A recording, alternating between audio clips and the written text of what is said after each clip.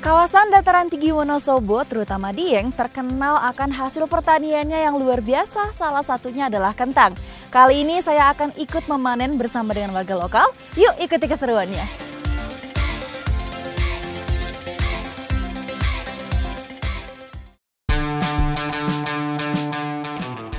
Satu lagi tanaman yang menjadi identitas dataran tinggi. Kentang hanya tumbuh optimal di dataran tinggi seperti Dieng yang bersuhu sekitar 15 hingga 20 derajat Celcius, tanah yang gembur, serta pelukan kabut. Di dataran tinggi, matahari tidak bersinar dengan terik, sehingga cocok untuk proses fotosintesis tanpa membuat daunnya menjadi layu. Ini dia lahan yang baru mau dipanen, tahap awalnya itu harus dicangkul seperti ini untuk mempermudah ngambil kentang-kentangnya karena dia jadi lebih gembur gitu. Saking melimpahnya, kentang Dieng mampu memenuhi kebutuhan pasokan di Provinsi Jawa Tengah. Bahkan sampai dikirim ke sejumlah daerah di Indonesia. Mbak, ini biasa panen setahun berapa kali, Mbak? 3 kali setahun. Dan ini lagi bagus ya kualitasnya ya, musimnya ya. Jadi kentang ini sudah masuk dari abad ke-19 pada masa penjajahan Belanda. Dan karena kondisinya itu di sekitar 2000 sampai dengan 2100 mdpl, jadi kualitas kentangnya ini bagus banget. Ukurannya besar-besar. Kawasan Dieng merupakan daerah pegunungan berapi dengan tingkat kesuburan tanah yang tinggi. Tidak heran jika perbukitan kawasan ini banyak yang menjelma menjadi lahan pertanian. Sekitar 20.000 hektar dari total 55.000 luas lahan pertanian di tempat ini ditanami dengan kentang. Sehingga sejauh mata memandang, hamparan hijaunya terpampang dengan luas. Selain ukurannya yang besar, kentang Dieng ini juga memiliki warna coklat yang lebih menyala. Karena struktur dan juga kandungan tanahnya itu bagus banget di sini. Kualitas kentang sangat dipengaruhi oleh kondisi topografi. Semakin tinggi daerahnya, kualitas kentang yang dihasilkan akan semakin tinggi jika dibandingkan dengan kentang yang ditanam di daerah yang lebih rendah. Kentang yang banyak ditanam di kawasan Dieng, salah satunya jenis kentang Grand varietas granola. Ukurannya sangat besar dibandingkan dengan kentang jenis lainnya. Ibu udah berapa lama, Bu, bertani gini, Bu? Ya, sudah menikah. Berapa tahun, Bu, kira-kira? Sudah 30-an. 30-an tahun. Wah, berarti di sini emang ini ya, mayoritasnya petani seperti ini kah? Iya. Kalau di sini ya. Wah, banget, Ibu. Walaupun kentang Dieng ini terkenal dengan ukurannya yang sangat besar, tapi ada juga nih yang berukuran kecil. Jadi memang ini tuh yang dia nutrisinya lebih maksimal. Terus juga ada yang ukurannya sedang nih. Nah, kalau yang ukuran sedang kayak gini biasanya dijadikan bibit ya, Bu ya. Wah, saya dapat yang paling besar sejauh ini. Hampir semuka saya, bahkan lebih besar daripada telapak tangan. Keren banget. Dalam sekali panen, 1 hektar kebun kentang bisa menghasilkan setidaknya 6 sampai dengan 7 kuintal. Sekarang waktunya untuk memisahkan kentang yang gede-gede nih, dimasukin ke karung dan sudah siap untuk dipasarkan. Dari petani, kentang dijual dengan kisaran harga mulai dari Rp13.000 sampai dengan Rp17.000 per kilogramnya. Biasanya kentang-kentang ini sudah ada pengepulnya, jadi tinggal menunggu untuk dijemput. Mas, udah ya Mas ini?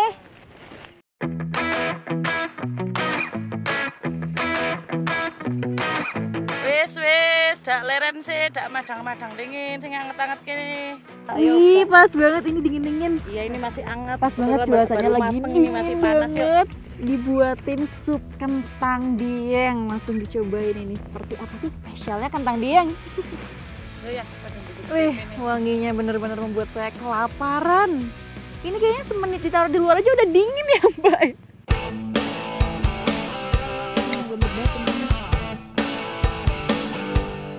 Bener kata orang-orang, kentang Dieng itu lembut banget. Rasanya langsung kayak melting di mulut gitu. Lembut banget loh, Mbak. Ini dimasaknya lama ya? Atau memang lembut ini? Enggak sih, enggak begitu lama. Enggak begitu lama dan emang lembut. Kentang Dieng emang terkenal apa paling bagus ya dari kentang Yang lain. lain. Iya. Aromanya sangat menggugah selera. Tekstur kentang Dieng cukup lembut, kenyal dengan rasa yang cenderung gurih. Monggo Mbak Niko sampai nambah malih. Iya Mbak, ini belum habis.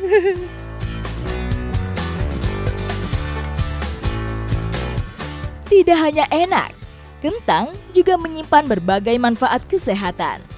Karena menyimpan senyawa antioksidan yang berperan penting dalam melindungi tubuh dari kerusakan akibat radikal bebas.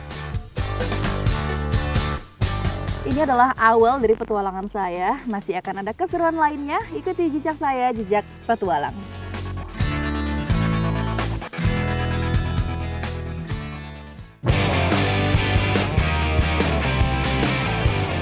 Di hari berikutnya, saya masih bergabung dengan petani kentang lainnya. Kali ini yang menarik, cara mereka mengangkut hasil pertanian di dataran tinggi seperti Dieng. Ojek gunung dapat menjadi solusi yang efektif untuk mengatasi tantangan transportasi di daerah yang sulit dijangkau oleh kendaraan besar.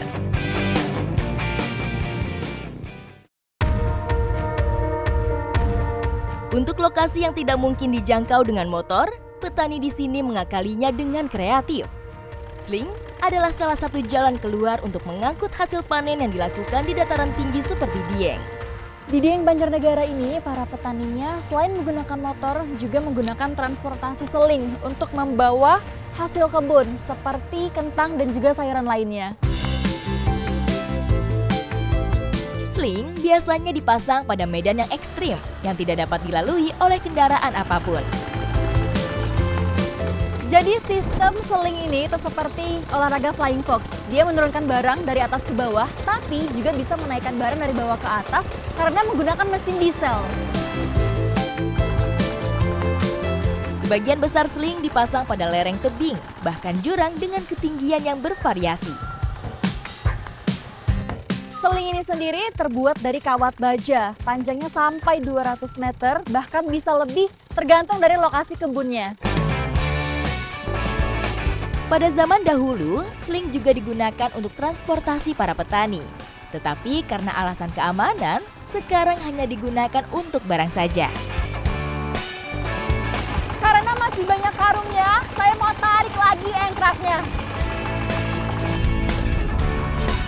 Engkrak biasanya terbuat dari besi berbentuk kotak agar dapat menampung barang lebih banyak.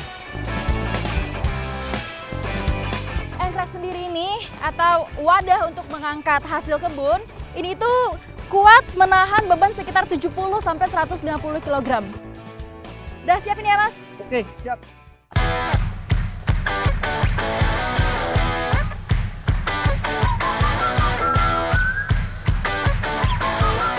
Nariknya lumayan ringan, tidak terlalu berat ternyata karena memang menggunakan mesin.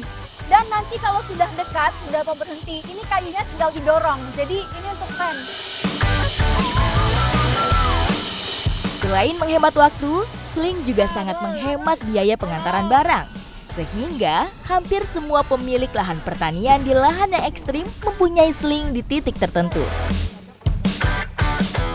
Alat seling ini sangat menghemat biaya para petani untuk panen.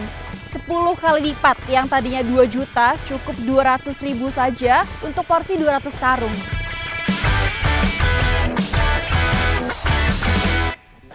Ini karung terakhir dan kentangnya saya mau bawa untuk diolah di camper van. Makasih ya Mas.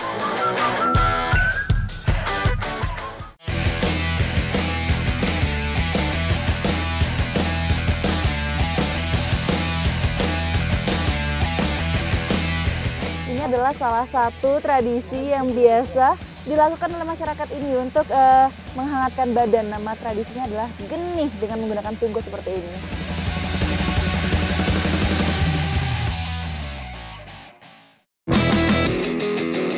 Sebagai desa tertinggi di Pulau Jawa, Sembungan juga menyajikan pemandangan yang muncul setiap pagi hari, terutama saat cuaca sedang cerah. Pagi ini suasananya romantis sekali tapi semakin dingin. Namun tidak mengalahkan semangat saya untuk ke puncak tertinggi di Desa Sumbungan, yaitu Bukit Sikunir. Dan semoga saya bisa dapat golden sunrise di sana.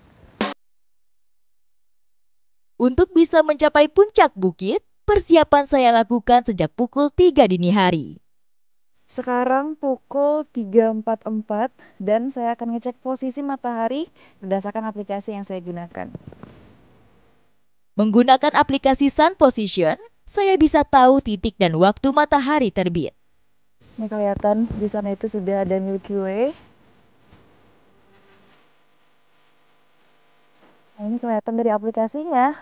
Sunrise itu akan muncul di jam 5.42. Jadi saya harus buru-buru dan segera naik ke sana. Setelah memastikan posisi sunrise pagi ini, saya langsung trekking menuju spot puncak Bukit Sikunir.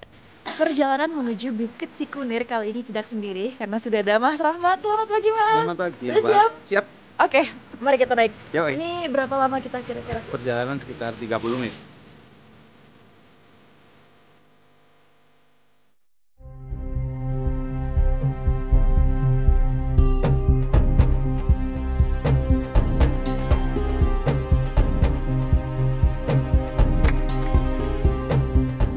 Tadi waktu gelap nggak terlalu kelihatan, sekarang sudah terang.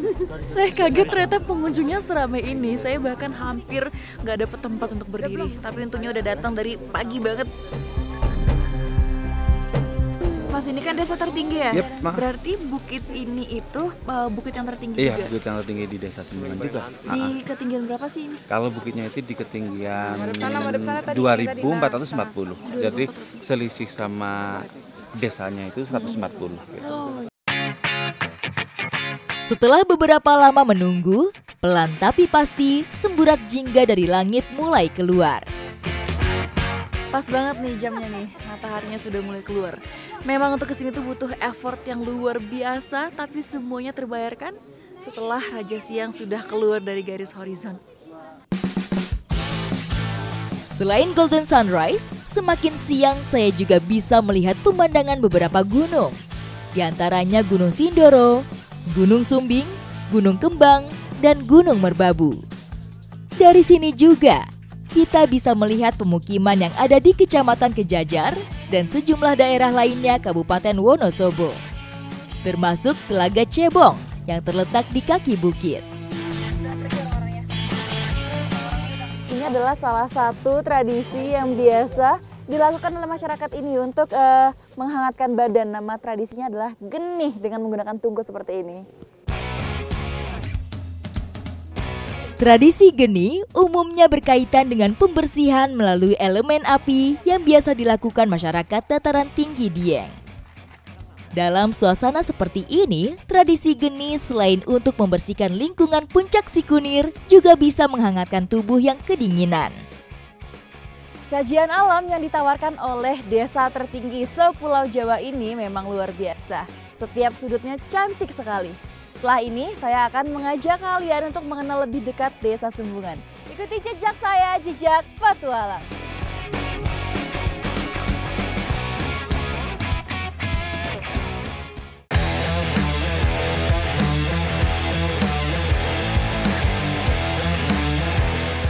Karena memang masih berada di kawasan Dieng, jadi air terjun ini dingin banget, sedingin air es.